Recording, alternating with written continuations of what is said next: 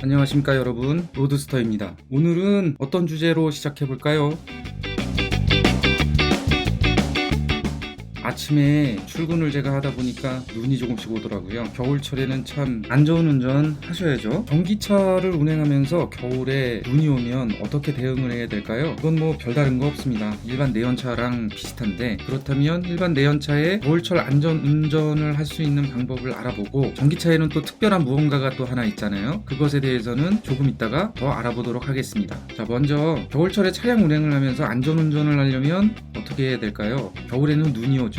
눈 때문에 빙판길이 형성이 되고, 그로 인해서 차들이 굉장히 서행을 하게 되잖아요. 오늘도 제가 사는 곳에는 눈이 꽤 와서 출근할 때 조금 불편하더라고요. 내연차를 운전하실 때 눈이 와서 빙판길이 형성되면 어떻게 대처를 하시나요? 겨울이 오기 전에 여러 가지 대비를 하죠. 전기차도 마찬가지로 그렇게 해야 됩니다. 눈이 오고 나서 빙판길이 형성이 되고, 눈이 조금이라도 오거나 아니면 공기 중에 수증기 때문에 도로에 살짝 살얼음을 끼게 만들어서 블랙아이스라는 것도 만들어지죠. 물론 도로에 눈이 아주 조금 내려서 그것 때문에도 블랙아이스가 만들어지긴 합니다. 그 때문에 연속 추돌 사고도 많이 나는 계절이에요. 그래서 겨울철에는 여러 가지 장비를 먼저 구입을 해야 됩니다. 전기차도 마찬가지입니다. 그래서 그것과 관련하여 몇 가지 사항을 한번 알아볼게요.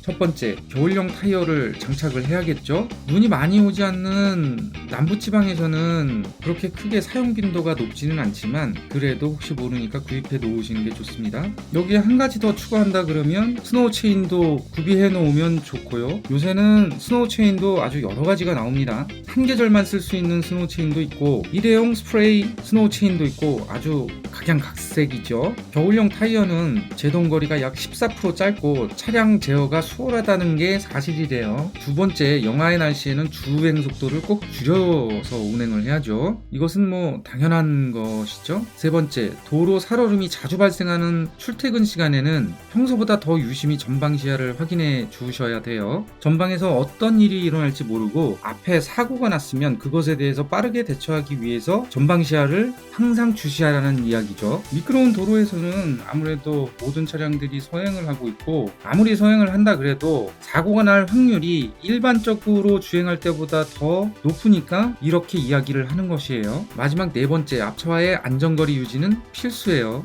미끄러졌을 때 제동할 수 있는 거리를 확보해야 되니까요. 이런 것들은 내연차를 운행하시거나 전기차를 운행하시거나 똑같이 적용되는 대비사항이죠.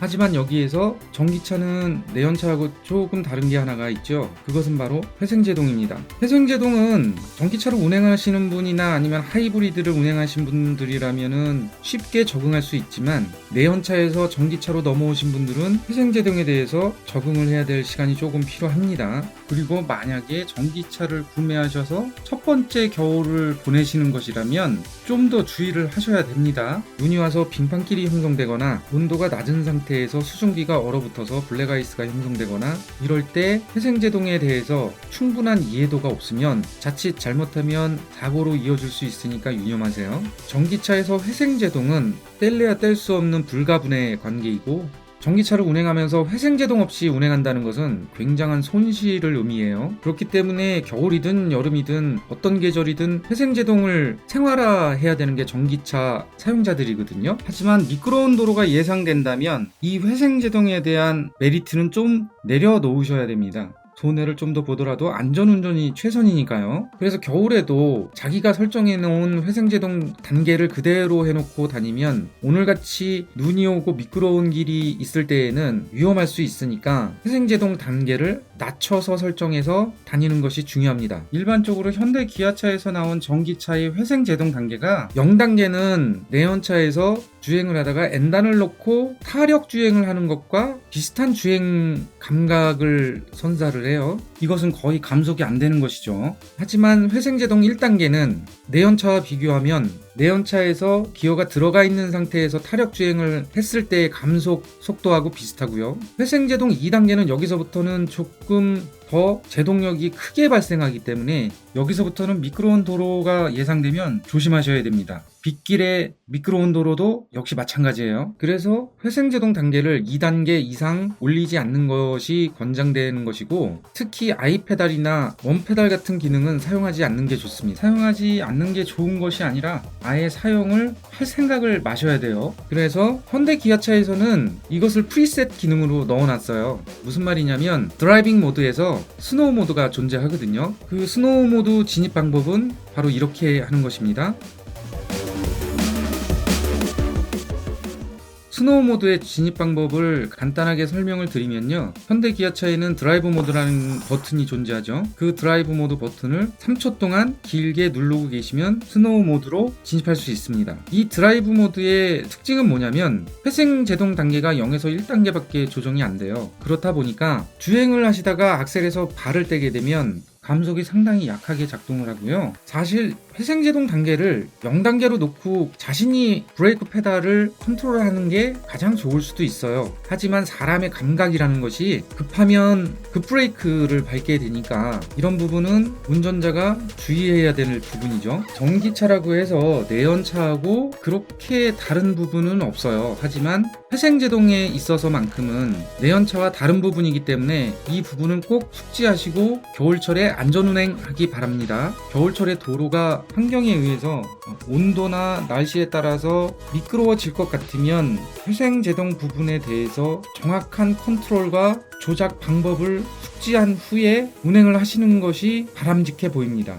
영상이 도움이 되셨다면 구독, 좋아요 꼭 해주시는 거 잊지 마세요. 감사합니다. 그리고 눈이 오고 온도가 이렇게 낮은 때에는 출발하시고 나서 난방을 하시잖아요. 난방을 하시고 나서 집에 도착한 후에는 시동을 바로 끄지 마시고 내려서 쌓인 눈 또는 물기둥을 조금 닦아내 주시는 게 좋아요. 이거 왜 그런 거냐면 자고 일어나서 아침에 출근할 때 보면은 차량이 동태가 돼 있거든요. 이 전날에 물기를 닦아내지 않고 그대로 주차를 해 두셨다면 동태도 아주 그냥 상동태가 돼 있을 겁니다. 그것 때문에 여러 가지 기능들이 안 될 수 있고 부품이 망가질 수 있어요. 예를 들어서 오토 플러시 핸들도어가 장착된 차량들이 많기 때문에 그것이 얼어붙어서 잘 열리지도 않고 창문이 잘 내려가지도 않고 이런 경우가 발생할 수 있기 때문에 물기라든지 남아있는 눈을 조금씩 치워주시는 게 그 다음날 운행하는 데 도움이 될 수 있습니다. 또한 와이퍼를 작동하고 오셨을 거 아니에요. 그 와이퍼에도 물기가 남아있으면 그 다음날 아침에 창문하고 얼어붙어서 사용을 할 수 없게 될 수도 있고, 만약 그것을 모르는 상태에서 와이퍼를 작동하시게 되면 와이퍼를 움직이는 모터가 탈 수도 있습니다. 그렇기 때문에 퇴근해서 집에 오셔서 그 와이퍼를 꺾어서 올려놓으시고 그렇게 와이퍼가 올려진 상태에서 주차를 해놓으신 게 좋고요. 되도록이면 지하 주차장에 주차를 해주시는 게 좋습니다. 이것은 모두 알고 계시는 그런 부분이죠. 또한 전기차에만 통용되는 그런 방법이 아니고 내연차들도 이렇게 해주시는 게 좋습니다. 자, 그러면 오늘은 여기까지 알아보았고요. 날씨에 따라서 안전운전을 해야 되는 것은 운전자가 꼭 지켜야 될 사항이고요. 미끄러운 도로에서는 정말 안전운전하면서 주행을 해주시는 것을 당부드립니다. 내 차가 추돌을 해서 망가지는 것까지는 어쩔 수 없지만 자칫 잘못하면 생명을 앗아갈 수도 있기 때문에 정말 조심히 운전을 하셔야 되는 부분이죠.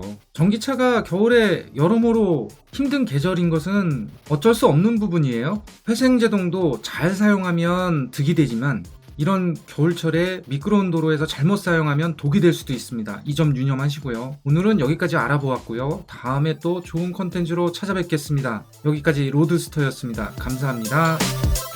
다음에 또 뵐게요.